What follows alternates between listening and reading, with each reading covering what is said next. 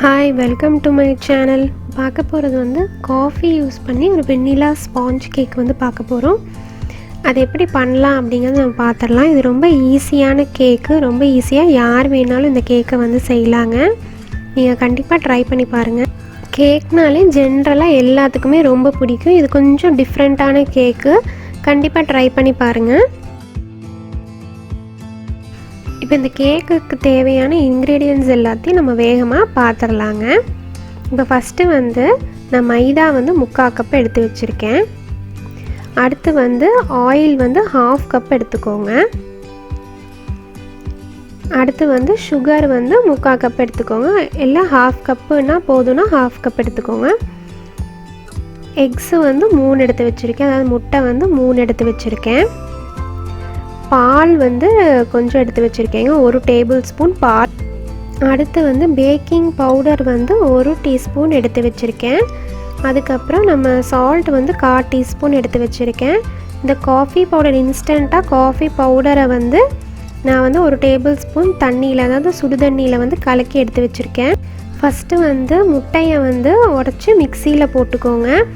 அடுத்து வந்து அது கூட வந்து நம்ம சர்க்கரை ஆட் பண்ணி பீட் பண்ணிக்கலாம். சர்க்கரையும் முட்டையும் சேர்த்து மிக்சியில் பீட் பண்ணிக்கோங்க.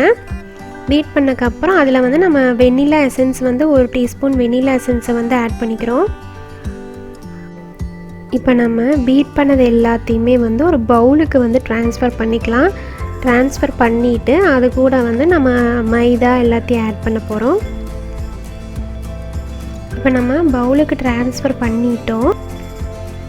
இப்போ நம்ம மைதா வந்து கொஞ்சம் கொஞ்சமாக ஆட் பண்ணிக்கலாம். முதலையே வந்து மைதா கூட பேக்கிங் பவுடரையும் சால்ட்டையும் போட்டு நல்லா மிக்ஸ் பண்ணி வச்சுக்கோங்க. அது வந்து நம்ம ஆல்ரெடி சாக்லேட் கேக் பண்ணும்போதே பார்த்துருக்கோம்.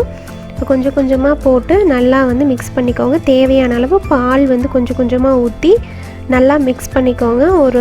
ஒரு கண்டென்ஸ்டாக ஒரு டெக்ஸ்சர் வர வரைக்கும் நல்லா மிக்ஸ் பண்ணினதுக்கப்புறம் நம்ம பாதியை வந்து நம்ம பேக்கிங் ட்ரேயில் வந்து ஊற்றி வச்சுக்கோங்க. பாதியை வந்து பவுல்லையே வச்சுக்கோங்க. அடுத்து வந்து அது மேலே வந்து இப்போ பேக்கிங் ட்ரேயில் வந்து ஊற்றி வச்சுருக்கிறதுக்கு மேலே நம்ம வந்து இந்த காஃபி போட்டு மிக்ஸ் பண்ணி காஃபி, மில்க்கு, ஹாட் வாட்டரெல்லாம் போட்டு மிக்ஸ் பண்ணி வச்சுருக்கோம் இல்லையா, அதை வந்து நம்ம மேலே கொஞ்சம் கொஞ்சமாக லேயரிங் பண்ணிக்கோங்க. காஃபி, மில்க்கு, அப்புறம் நம்ம எடுத்து வச்சுருக்கிற மிக்சரு ரெண்டையும் மாற்றி மாற்றி ஒரு லேயர் மாதிரி ஊற்றிக்கோங்க. ஊற்றிட்டு அதை வந்து அப்படியே எடுத்து விட்டிங்கன்னா அது வந்து ஒரு ஃப்ளவர் டிசைன் மாதிரி ஆகிடும். இந்த மாதிரி ஒரு டிசைன் வந்து நமக்கு கிடச்சிரும்.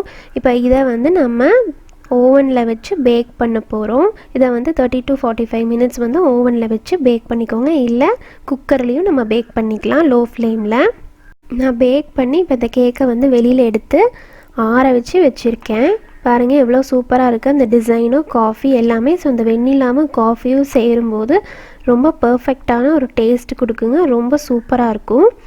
இப்போ பாருங்கள் எவ்வளோ அழகாக இருக்குது, ஒரு ஜீப்ரா மாதிரி ஒரு டிசைன் வந்து நமக்கு வந்திருக்கு. இந்த கேக்கை வந்து கண்டிப்பாக ட்ரை பண்ணி பாருங்கள்.